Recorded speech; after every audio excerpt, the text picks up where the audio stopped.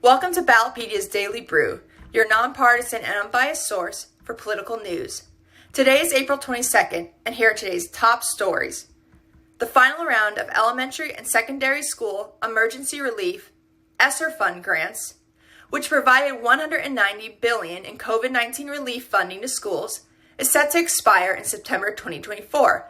As districts grapple with the loss of this federal aid, they are facing difficult decisions about how to cover ongoing expenses and maintenance of programs that were funded by ESSER grants.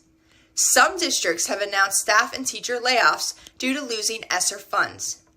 Districts may also cut expenses in other ways, including ending after-school programs, tutoring services, and more. The Democratic primary for New Jersey's 3rd Congressional District features 5 candidates, with Herbert Conaway Jr. and Carol Murphy leading in media attention and polls. Incumbent Andrew Kim is running for the U.S. Senate. The race takes place against the backdrop of recent court rulings that have blocked the use of the county line ballot design, which had previously given party-backed candidates more prominent placement on primary ballots in New Jersey. This is the first election year since 2014 that the 3rd Congressional District is open. This year, 89 statewide ballot measures have been certified for the ballot in 33 states, which is one more than the average of 88 certified at this point in even-numbered years between 2012 and 2022.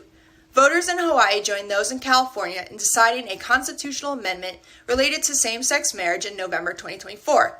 Also in California, signatures have been submitted and are pending verification for 3 separate initiatives which address increasing drug crime and theft penalties, high school graduation requirements, and prescription drug programs. In Colorado, an initiative pending verification would require an economic impact summary to appear on the ballot with each ballot measure.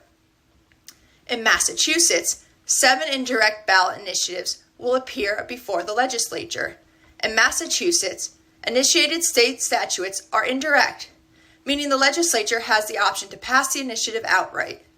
The next signature deadline is May 1st in Idaho, where 2 ballot initiatives have been proposed. One to legalize medical marijuana, and another to create a top 4 ranked choice voting system.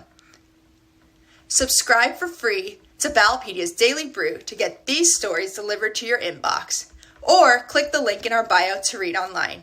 Thank you.